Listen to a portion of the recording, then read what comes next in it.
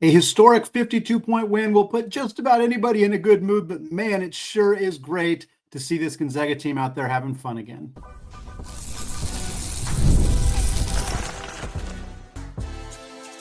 You are Locked On Zags, your daily podcast on the Gonzaga Bulldogs. Part of the Locked On Podcast Network, your team every day.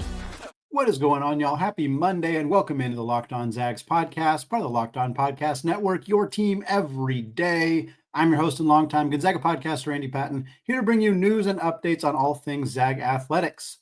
Today's episode of Locked On Zags is brought to you by FanDuel. Right now, new customers can get $150 in bonus bets if your first bet of $5 or more wins.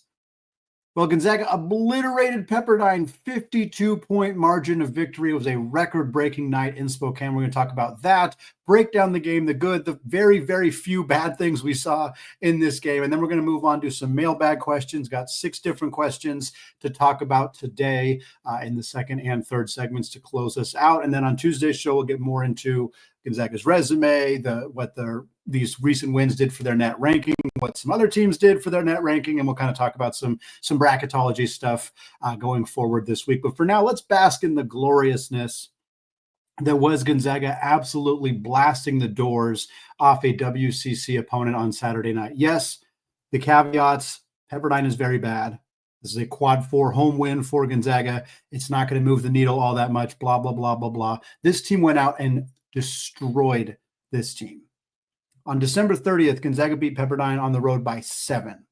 That margin was a tiny bit misleading in the sense that the Gonzaga really stumbled down the stretch. It was not a good end of the game for the Zags in that one, but it was a game where Gonzaga was mostly ahead by significantly more than 7, making the final result look a little closer. This game, however, this is pretty much what it was. It was 20-4 at one point. Gonzaga doubled Pepperdine up pretty much the entirety of this game, which is crazy. The farther and farther into a game you get, the least likely it is to actually double a team up. And yet Gonzaga was a 3-pointer away on either side from doubling up a team in a game where that team scored over 50 points. That is insanity. Gonzaga broke a 45-year program record with 33 assists in a single game. Had not been done since 80 or 81, something like that. Incredible. The highest amount of assists in a single game in the Mark Few era. Mark Few's teams have always been very, very high level, high octane offenses. They're the kind of team that traditionally racks up a lot of assists because they play at a fast pace and they score very efficiently. So for this to have been the highest assist game in program history is a testament to just how flat out dominant this team was from start to finish in this game. Gonzaga winning this game also means they now have 28 consecutive seasons where they have won 20 or more basketball games. That is the second longest current active streak in college basketball behind the Kansas Jayhawks, who are at 33. Kansas really stumbling. They're not at 20 yet this year. They're going to get there almost certainly, but man, it has been a rough year for Bill Self and the Jayhawks regardless. Gonzaga has been doing this consistently for the better part of 3 decades. Meanwhile, Ryan Nembhard set the assist record in the WCC for within conference play. As the caveat, he has not broken Emmett Nar's record for total assists in a single season by a player from the WCC. Nar's at 284 assists. Nembhard is going to get there. He is very close to that number already, but what he broke on Saturday was the record for number of assists within a WCC, within the conference. Broke Kyle Collinsworth's record from BYU. Still, the fact that Nembhard broke that record with so many games to go is another testament to just the ridiculousness that has been his season. He also became the 51st player in college basketball history with 800 or more career assists. Again, tremendous stuff continuing for Ryan Nembhard here in what has been a spectacular senior season. All right, let's talk about the good. Pretty much everything. Gonzaga dominated nearly every single facet of this basketball game. They had a 52-31 advantage on the boards, 20-plus more rebounds than Pepperdine in this game. They had a 33-6 turnover to assist ratio. In a game where they had 33 assists, they had just 6 turnovers. Absolutely incredible, jaw-dropping offensive performance from the Zags in this game. It felt like they couldn't miss. It felt like they couldn't make mistakes. They were just cruising. They had 28 fast break points in this game as well. Just getting out in transition. A lot of those forced by great defense as well. Get out in transition. Emmanuel Inesente is throwing down dunks. Caleb Battle's throwing down alley-oops. Like, this team is making everything look easy throughout the game offensively. 54 points in the paint as well. They were 12 of 26 from three. That's 46%. Another strong shooting night from the Zags. They were 57% overall. Meanwhile, defensively, they held Pepperdine to under 30% from the field, 29.2 to be specific. Pepperdine was also under 27% from three, 7 of 26, 19 missed threes from the Waves in this game. Again, a bad performance from a not very good team for Pepperdine, but man, Gonzaga just made it look way too easy with what they were able to accomplish on both ends of the floor in this basketball game. Some individual performances to shout out, and again, it's pretty much go down the line. There aren't really a whole lot of players that had bad games in this contest. A few guys who maybe didn't perform up to their normal par in this game, but got to start with Khalif Battle, the leading scorer in this one. 24 points for Battle, 10 of 15 from the field. He's 4 of 8 from the free throw line. 6 of 7 on his 2-pointers, so very efficient inside the arc. 4 of 8 from three is fantastic. Again, you could quibble on how many threes he's taken, but when he's on, he can put up performances like this. Didn't even get to the line in this game. 24 points, didn't even need the free throw line. Gonzaga only had 7 free throw attempts in this game because Pepperdine was not even in positions to foul Gonzaga. They were just getting scored on effortlessly by the Zags in this one. Battle also 5 boards and 3 assists in one of his better all-around performances in a Gonzaga uniform. And shout out Nolan Hickman. What a great game that we saw from Nolan Hickman. 18 points for him, very efficient, 7 of 9 shooting, 4 of 6 from three. He had 7 assists and 0 turnovers. Obviously, Nembhard had 11 assists. He's the passing man. He's the guy who gets all the credit for that. But 7 assists and 0 turnovers from your non-point guard is insane. To also have 18 points, to also knock down 4 threes, really good game from Nolan Hickman. He got a shout out by, I believe it was Nembhard after the game, shouted out Nolan for his efforts defensively as well. He's been often asked to guard the opposing team's best guard throughout the season. So he got a shout out from his teammates for how well he has played on that end of the floor. He had some great defensive plays in this game, as well as the offense, shooting 45-ish% from three this year. I don't have it right up in front of me, but I know he's the best three-point shooter in the WCC in terms of volume and efficiency. He is having one of the best individual three-point shooting seasons in Gonzaga basketball history. Dick Howe and Kispert are some of the very few in Morrison who've had seasons better than what Hickman is doing this year. Fantastic stuff from him. Backup bigs were great as well. Each Huff and Ajayi had 10 points. Ajayi also had 8 rebounds, shot 4 of 6, continues to be a double-double or borderline double-double machine coming off the bench. Huff had 4 boards, a pair of assists, was 5 of 8 from the field. Emmanuel Inesente had the kind of stat line that we saw from him when he was playing 30 minutes a night at Tarleton State. 8 points, 4 boards, 4 assists, 3 steals. Love this stat line from Inesente. He gives you defensive stats. He distributes the ball well. He's a good rebounder. He's probably not going to be, he's not going to approach 20 points very often in his Gonzaga career. He's probably not even going to approach 15 points very often in his career, but he went 2 of 2 from the three-point line, had a huge dunk out in transition, 4 boards, 4 assists, 3 steals. This is what he does. This is why he's become such a valuable member of this team this season. And this is why he's a huge part of this team's future. Just a great game from a player who has really stepped up in the last month for the Zags. And then even down the bench, keep going. Ismaila Diani had 7 points in 6 minutes. He had 3 rebounds. He was 2 of 3 from the field. He had 3 free throw attempts, knocked them all down. I love the way he moves up and down the floor. You can tell there's still some rawness. He had a couple turnovers in this game. Defensively, the upside is really high, but it's not there yet, as it you wouldn't expect it to be for a player who's played so little at the Division I level and who's so young. But there's a reason that there's some optimism around what this kid can bring. Sure, it was 6 minutes of garbage time against a bad Pepperdine team, but I really liked what he looked like on the floor. Jun Sukio had 5 points and 3 boards in 10 minutes, banged a corner 3. Joe Few scored. He had a steal. Just, again, go up and down the box score in this game. Everybody did something you liked. It was just a really fun performance from a team that just looked like they were having an absolute blast in this one on Saturday night. I guess if we're going to talk about some bad stuff, it wasn't Graham Ike's best night. Still was 2 points and a rebound away from a double-double, 8 points, 9 boards. He had 3 assists and 0 turnovers. You can't really complain about that. 4 of 10 from the field. That's where the struggles were, just not making as many shots as he normally does. But it's hard to find a whole lot to quibble for a guy his consistency has really dramatically improved over the last really since the conference play began. And for him to have a slightly off night in a day where the Zags were up 16, like 8 minutes into the game, it's not that big of a deal. He only played 17 minutes. Very few guys played more than 20 minutes in this game because they just didn't need to. Ben Gregg only played 15 minutes. He did get in foul trouble, 4 fouls in those 15 minutes. That led to more minutes for Ajayi, but also, more minutes for Diani and others to come off the bench. I think Yo played 10 minutes in this game because they just were able to do that. For Gregg, he did have 4 points, 2 of 2 shooting, so not a huge deal. He doesn't typically get in that much foul trouble, but again, if we're going to quibble on a few not so great things from this game. And I didn't really know what to do with Dusty Stromer because I actually liked his performance in this game. The stats don't look great. 17 minutes, 2 of 7 from the field, 1 of 4 from the 3-point line, still really struggling from 3, but he took good shots.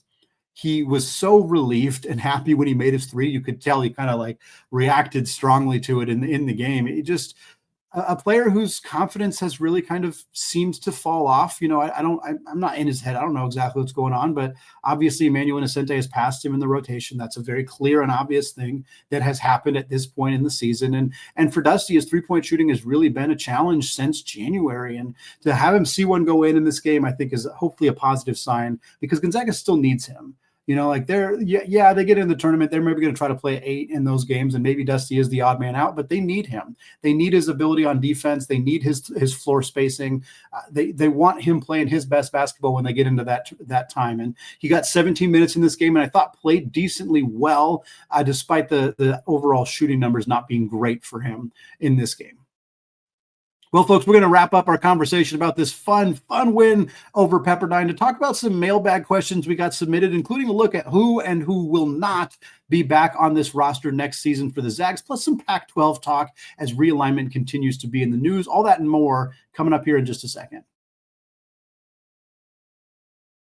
But first, folks, when the game tips off, the NBA action is just getting started, and there is no better place to get in on it than FanDuel, America's #1 sportsbook. With FanDuel, you can place live bets throughout the game, so even if you miss the opening tip or you want to bet on a fourth quarter comeback, you can stay right in the action. And if you're looking for a bigger payout, you can even combine your live bets into a same-game parlay. It's great because when you win, you get paid instantly.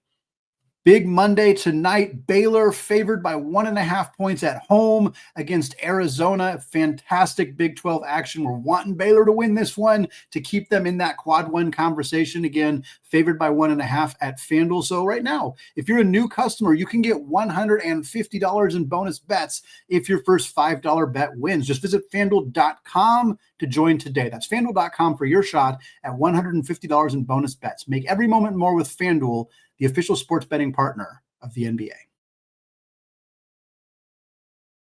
All right, folks, segment 2, still Andy Patton, still Locked On Zags podcast. We're moving away from recapping Gonzaga's 52-point victory over the Waves of Pepperdine on Saturday night to instead answer some mailbag questions here. Again, we got 6 total questions, 3 in this segment, 3 in the final segment to close out the show. This first question comes from Nansert on Discord, who says, there is now chatter which players are eligible to return next year. Can you clear it up for me? Yes, happy to do that. And I want to take this opportunity to address other questions that were asked that I'm not going to answer on the podcast. They were not asked by Nansert. I'm just choosing to talk about it because it's contextual with this conversation. I am not going to speculate on players who are not in the transfer portal currently. So I'm not going to speculate on whether players currently on Gonzaga's roster could enter the transfer portal. And I'm not going to speculate on players on other teams who could enter the transfer portal and whether they are fits for Gonzaga. I realized last week I answered a question in that vein about Aiden Mahaney, and it was mostly because I did not agree that Aiden Mahaney is a fit at Gonzaga.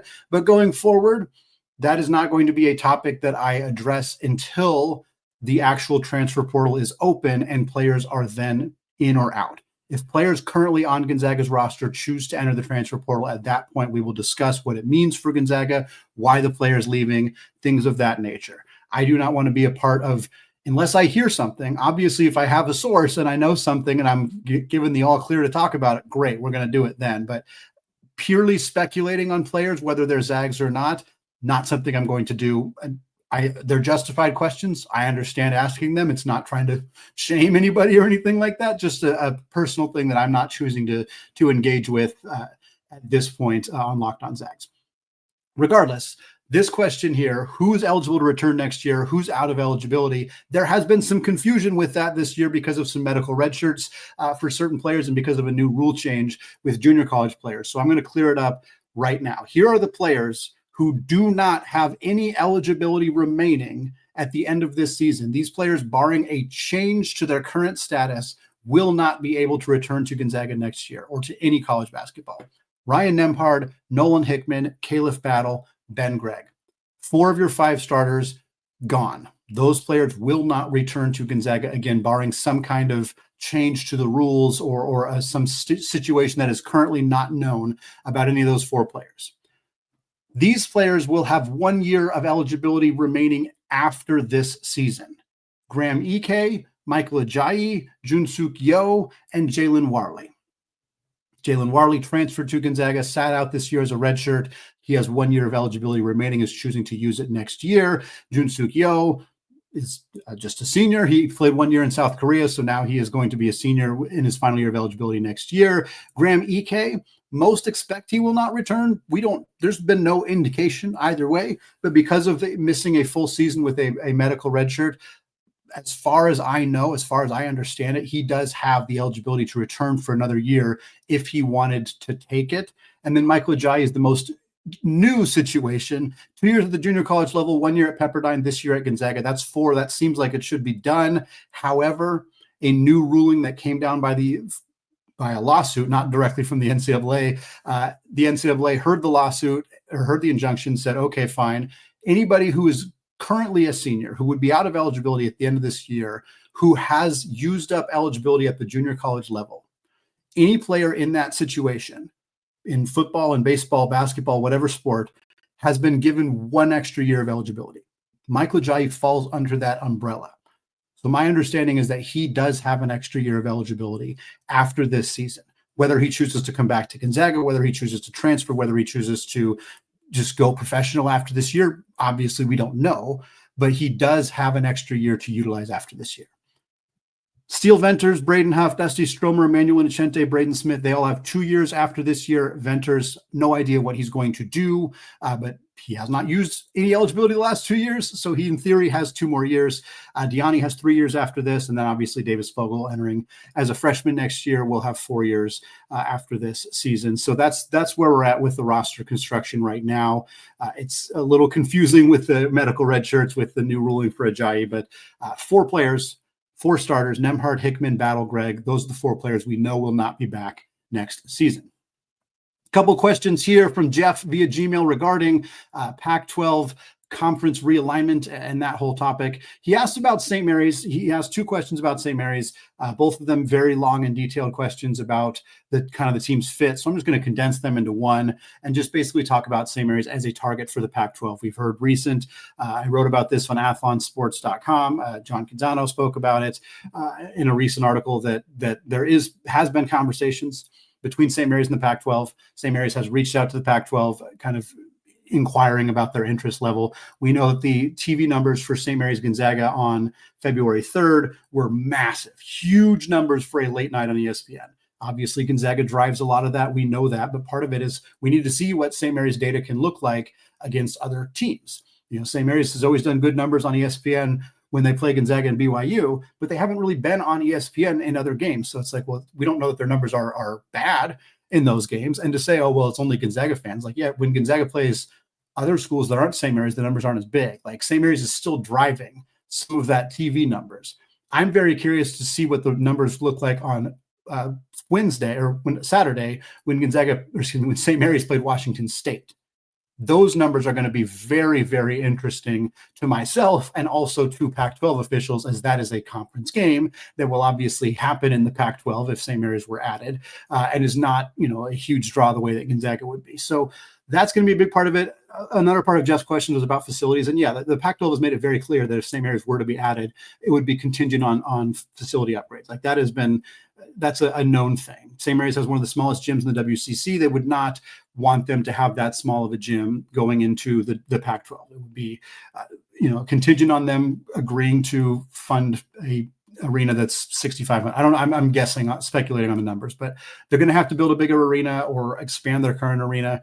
Facility upgrades are going to be a part of it. If St. Mary's can't come up with the ability to do that, that's going to limit their interest from the Pac-12 and maybe enough to push them out of that conversation altogether. But those TV numbers being super huge, and if they are big in that Wazoo game, that's going to be appealing for the Pac-12 if considering non-football schools going forward.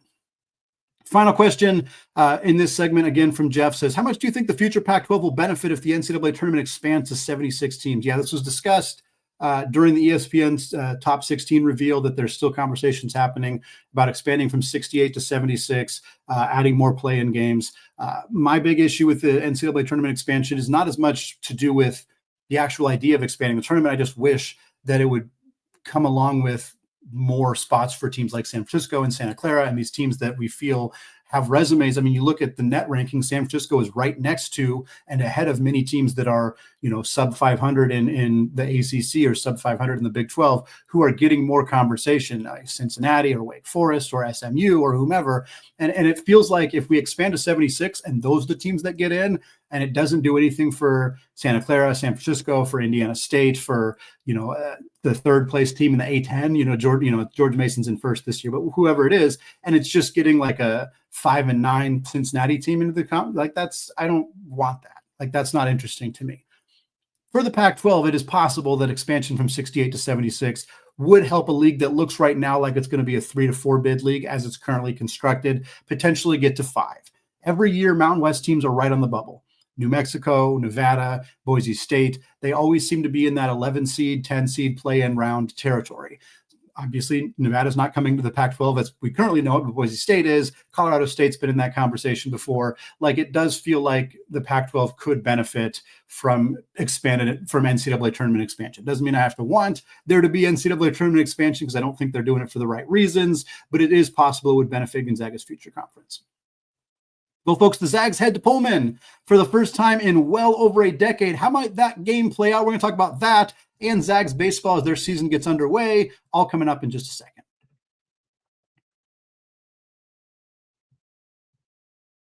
All right, folks, segment 3, still Andy Patton here, still Locked On Zags podcast, still answering Mailbag Monday questions here after Gonzaga's big-time win over Pepperdine on Saturday. This next question regarding Gonzaga's upcoming game against Wazoo. On Thursday, Gonzaga will play at Washington State for the first time in about 13 years. What are you expecting to see? Could there actually be more Gonzaga fans in the building on Thursday night? I don't think so. I think there was the expectation that Gonzaga, most of the road trips that Gonzaga takes currently in the WCC, there's more Gonzaga fans.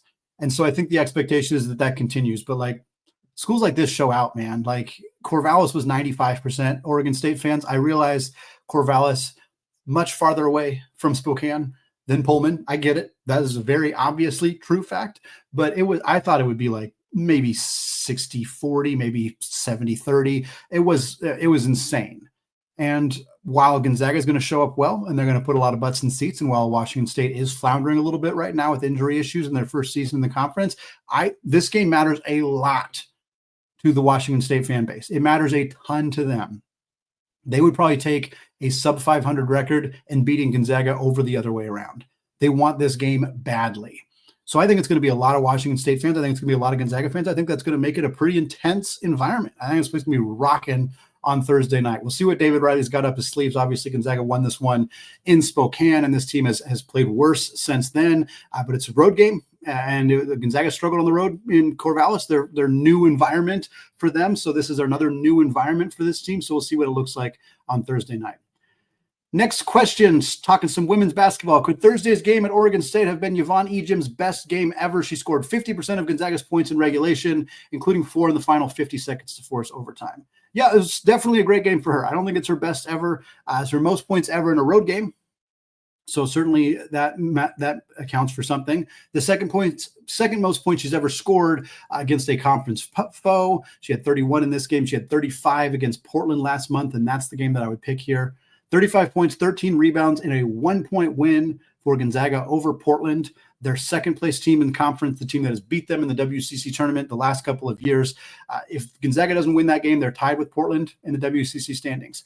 So Gonzaga winning that game where Yvonne had 35 points, more than half their points in that game, in a game that they only won by 1. That is a more impressive individual performance from Yvonne than 31 points, even if it was on the road against an Oregon State team that, yes, they needed overtime to beat, but Portland is the better team. That win matters more for Gonzaga in the standings.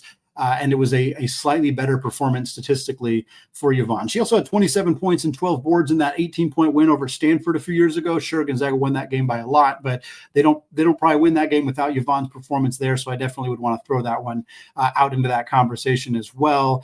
She had a huge near triple-double against New Mexico in non-conference season as well. She's had a lot of fantastic performances. That's why she's Gonzaga's all-time leading scorer in points for the women's team.